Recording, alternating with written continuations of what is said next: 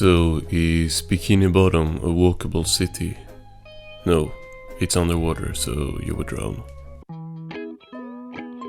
But let's first define what walkable means. I think a walkable city would be walkable, so you don't need other forms of transportation to get to essential stuff.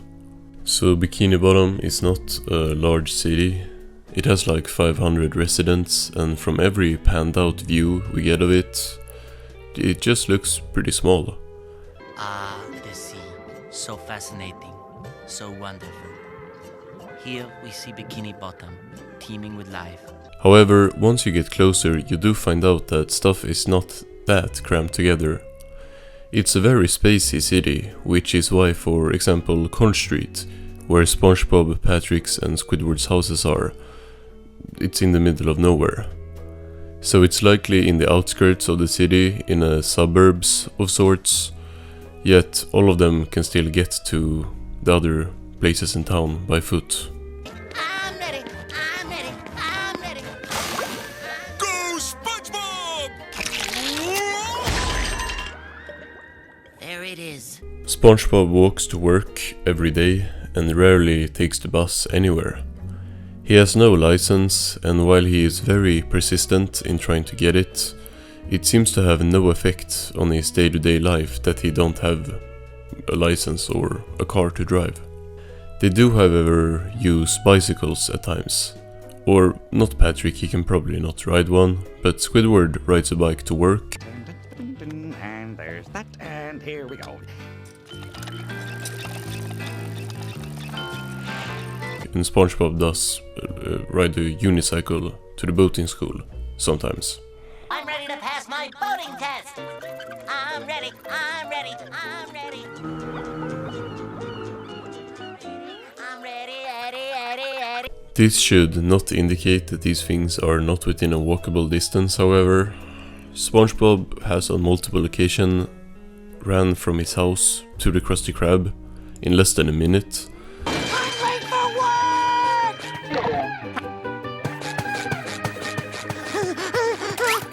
Oh my gosh, only 20 seconds to go! So you do not need a bike to get there, it's probably just Squidward's preference in certain episodes. And the same goes for that like one time that Squidward drove a car to work in Dying for Pie.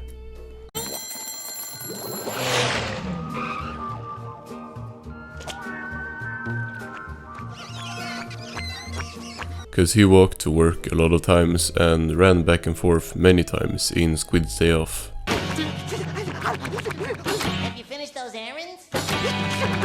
Have you finished those errands? Have you finished those errands? Patrick, like we just talked about, is not the most athletic person, yet even he has ran with SpongeBob to the Krusty Krab from Conch Street. This makes sense, since we find out in Krusty Towers. Patrick, you only live 400 yards away. So yeah, that's definitely close.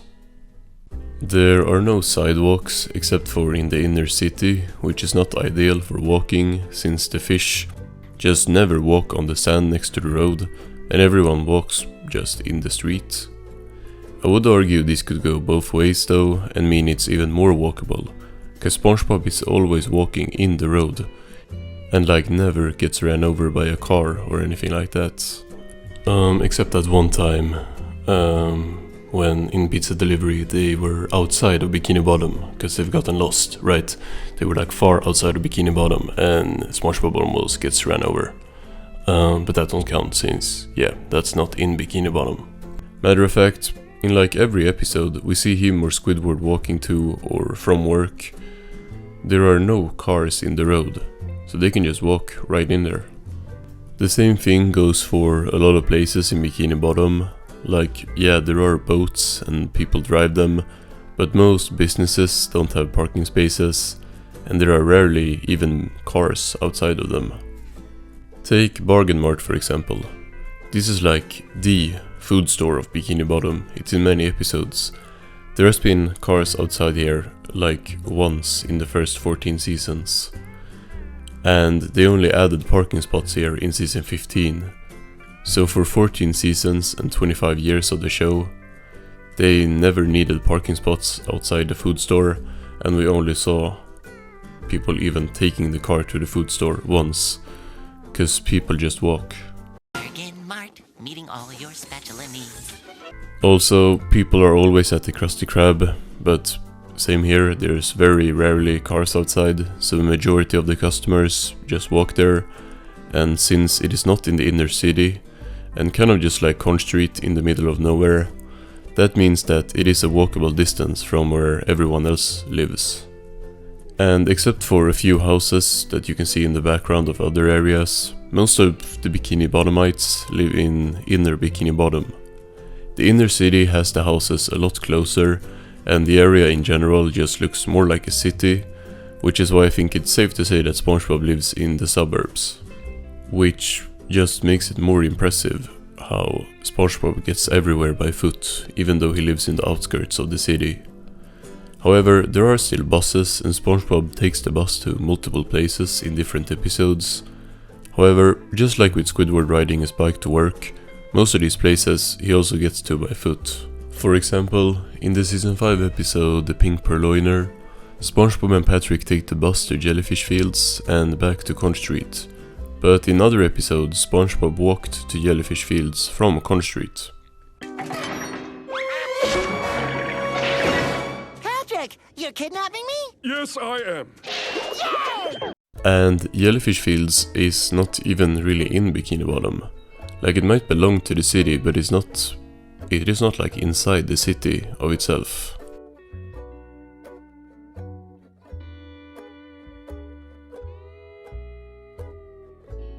SpongeBob takes his unicycle to the boating school in Boating School, like the episode Boating School. But in New Student Starfish, he and Patrick just walk there, so same goes for that place. Glove World is another place SpongeBob takes the bus to in multiple episodes, like Rock Bottom and Roller Cowards.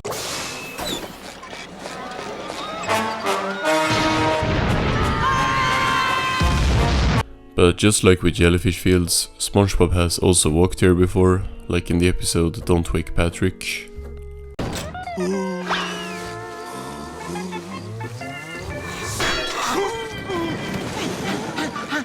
In this episode, Patrick sleepwalks around pretty much the entirety of Bikini Bottom and SpongeBob follows him. And there are multiple episodes like this, where characters walk around the city without any troubles.